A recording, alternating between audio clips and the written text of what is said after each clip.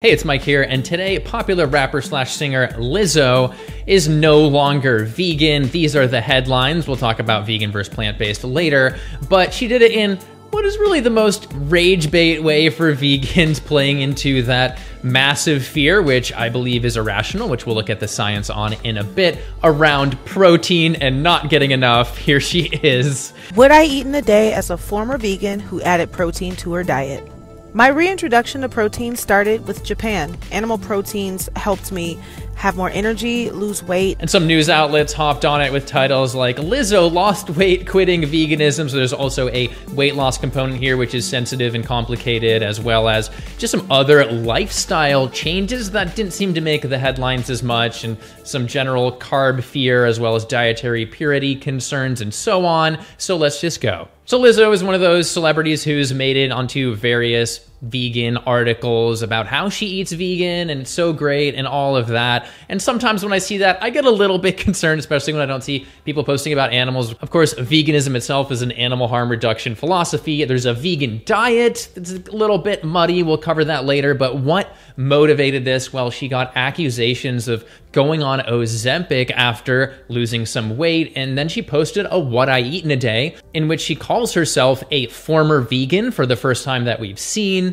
And the response was that this got well over 500,000 likes, which is significantly more than videos posted around the same time. And that prompted Business Insider, the one that said Lizzo lost weight quitting veganism. But I found it interesting that they actually changed that title to something a little bit more innocuous. Maybe because that title was a little bit insane. So yeah, dial it back, Business Insider. But what really prompted her dietary change? Well, according to her, it was just the idea that somebody threw out there that Japanese people eat healthy. Someone suggested I try a Japanese diet because it's one of the healthiest diets in the world, and it has some of my favorite foods.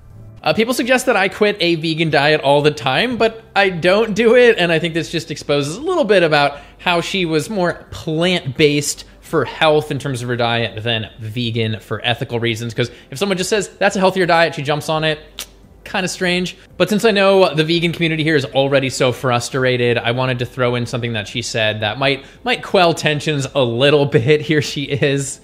I do believe that the vegan diet is still the healthiest diet to have. So at least unlike other ex-vegans, she isn't coming at it saying a vegan diet is fundamentally flawed and will destroy your health without, giving very much proof. And I would add on to what she's saying with veganism is a spectrum of health in terms of what you eat. Like, you can be eating straight up Oreos and French fries and chugging vodka all the time. More of what I believe is a healthier vegan diet, which is centered around whole foods. They're varied with, legumes and nuts and seeds and fruits and greens and vegetables. So I think an omnivore spectrum of health versus a vegan spectrum of health is, it's shifted a little bit, which results in a lot of lower disease rates across the board for vegans. These ones like diabetes and high blood pressure, as well as cancer. And this is where we just got to hop right into that protein topic. And I think it's especially frustrating here because there are a lot of people that probably would like to go vegan to help some animals out, the environment as well. And they're constantly told by people around them that they're not going to get enough protein and things are going to go wrong.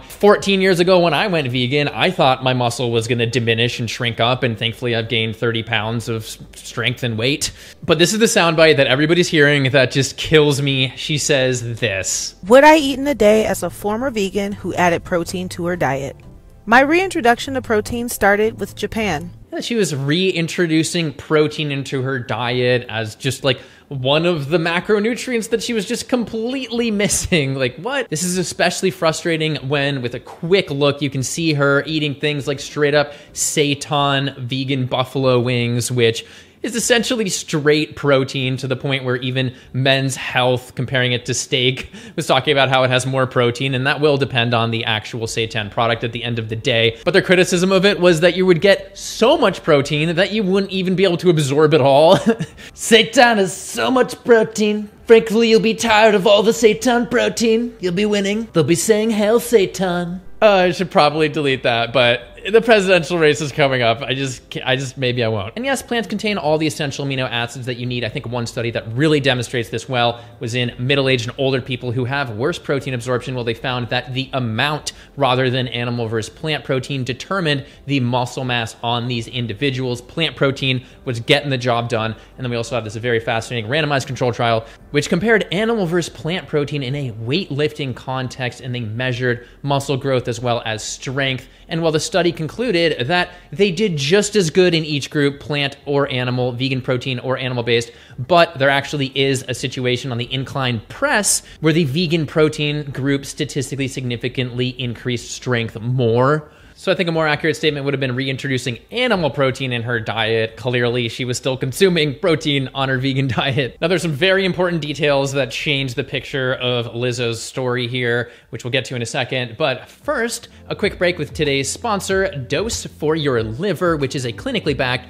organic liver health supplement. Now, I know that most of you are not big alcohol drinkers, so you might be wondering, why should I put extra effort or focus on my liver? Well, about 25% of people in the US have excess fat in their liver that is not caused by alcohol. Processed food, sugar, and even the air we breathe can all cause stress to the liver.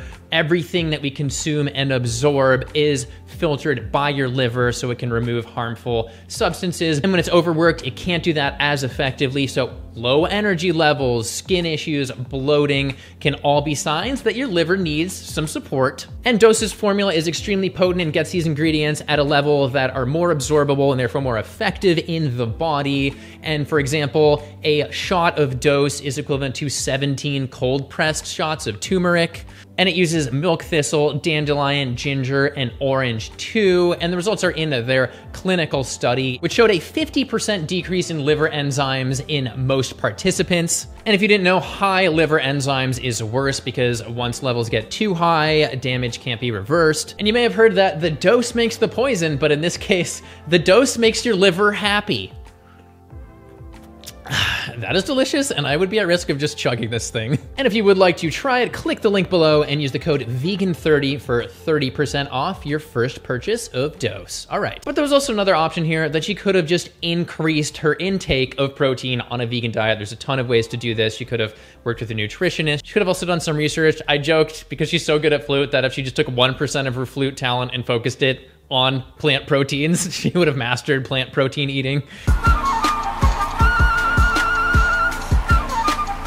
All right, now we got to get into the weight loss claims here, what she was doing, and just weight loss in general, because I will straight up say, I believe that Lizzo might be one of the most bullied people on the internet for her weight.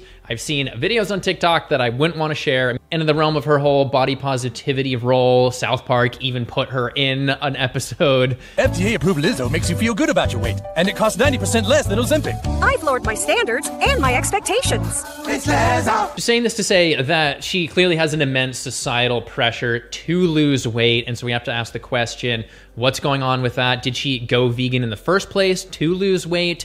Well, according to an interview with Vanity Fair, she states that it was not for weight loss, it's just that she feels healthiest on a vegan diet. But clearly weight loss is part of the equation, because in her recent What I Eat in a Day video, she mentioned weight loss, and in particular in a way that, of course, is also going to frustrate vegans. She said this. After tests and research, I found that animal proteins helped me have more energy, lose weight, and helped with my mental fog. Yeah, she straight up said animal proteins helped me lose weight. And so I just got to zoom out to the scientific literature here and ask, would animal proteins on the whole help people lose weight? Well, we can see there are multiple studies in which vegan people who completely ditch animal protein are the only ones in the normal BMI range. All other diet groups are overweight on average. Now we have studies associating meat with obesity. She is eating chicken here. And then just the fact that animal proteins in general are more calorie dense generally. They have higher fat content and a zero fiber content. And fiber breaks down into short chain fatty acids, some of which directly tell us that we're full.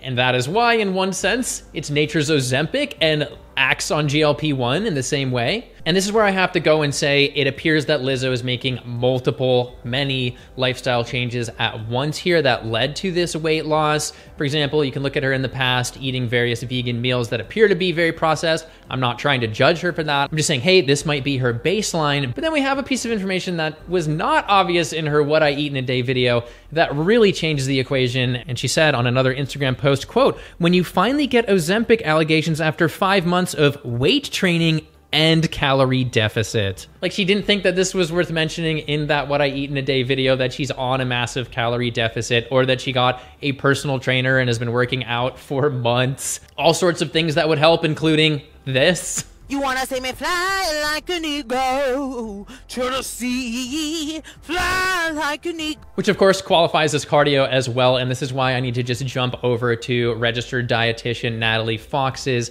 TikTok on the subject. She makes some great points like this one. And the other thing that's really noticeable about the meals that she's sharing is that they are very low in calories. It's mostly just meat and vegetables. In all likelihood, she's eating at a massive calorie deficit right now. Removing the sources of carbohydrate from her diet and replacing them with animal products is probably not what resulted in her weight loss. Being at a very, very, very large calorie deficit is.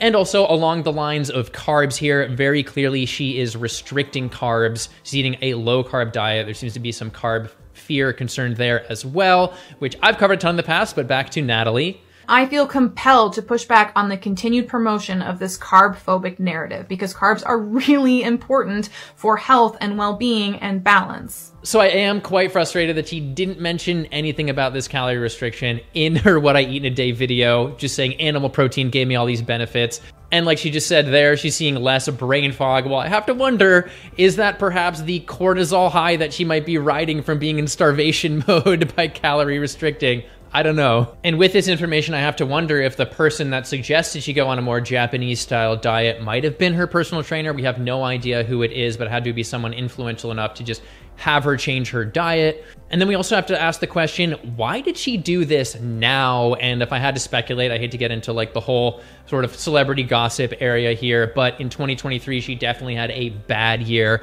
in terms of various allegations, which led to a lawsuit. And I will say they are absolutely just allegations at this point. We do not know if they're true, but one of them was along the lines of being sexually inappropriate with employees, as well as commenting on the weight gain of one of her backup dancers, which does not seem like something she would do in terms of her general claims around body positivity. And she's really become sort of like a cornerstone of the body positivity movement, or as she would say, body neutrality. And another thing I have seen raised as an issue around this is that she then decided to launch a shapewear brand, which for those of you that don't know, is essentially a way of softly cinching the waist generally in order to change the shape, mostly by women who weigh more. And from a paper in Whittier College's publication that covered this topic and her shapewear brand Yitty, quote, "However, with Yitty, Lizzo creates a space for fat women to express themselves and their bodies by participating in fat resistance, but can this negate the fact that Yitty is a clear example of cause branding,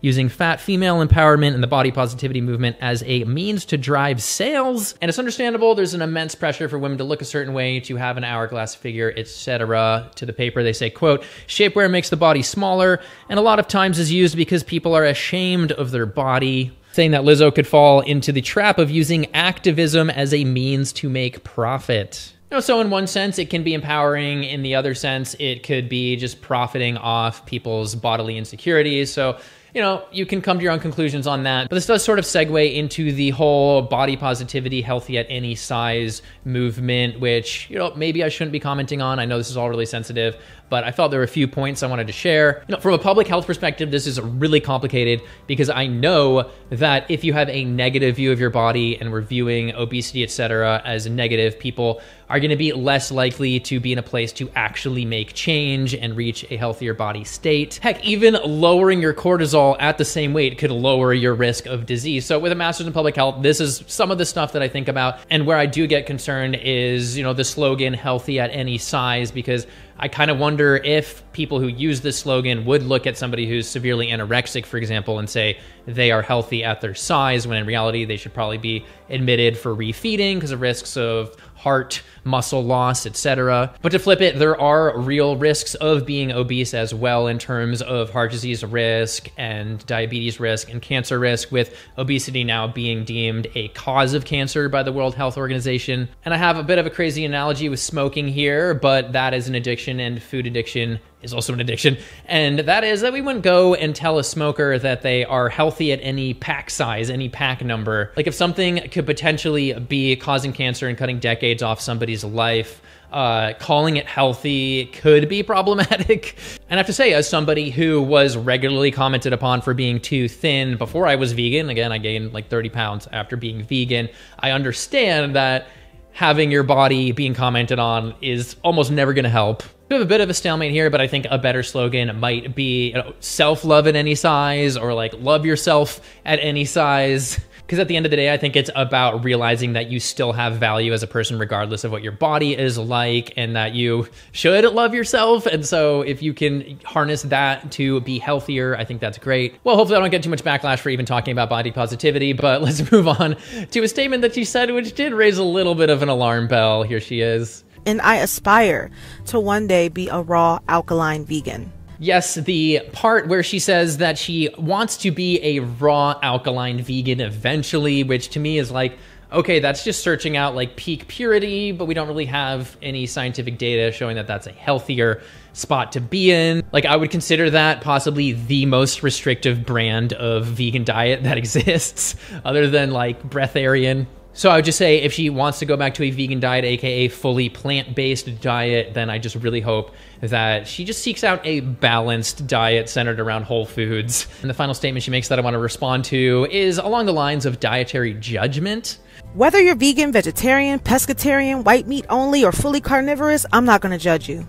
All that matters is that you're happy. And if you're happy, I'm happy. I feel like there's nothing that people want to hear more than they're not being judged for their diet, or not being judged, period. I think it's a really popular thing to say that you're not judging somebody's diet, but this whole topic of dietary judgment or lifestyle judgment fascinates me. Somehow not judging others has become like the ultimate exalted state. Like if you're not judging people, you're the best person in the world. But at the same time, I feel like in society, we need to judge certain things. And also that judging things is a representation of not lying to yourself and other people and having a backbone and being true to your values. But I think it's interesting that it would be societally encouraged and even mandated to be judging people who are criminally harming people, for example, through human trafficking, etc.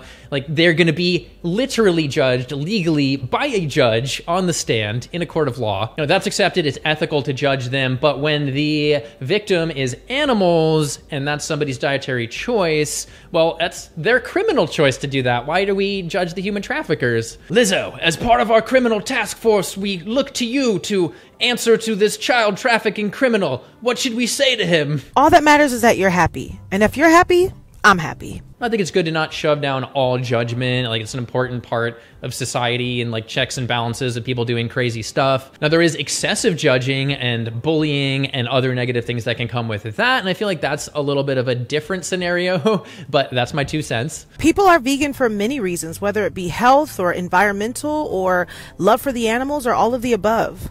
I'm aware how people could take this and how it can make them feel.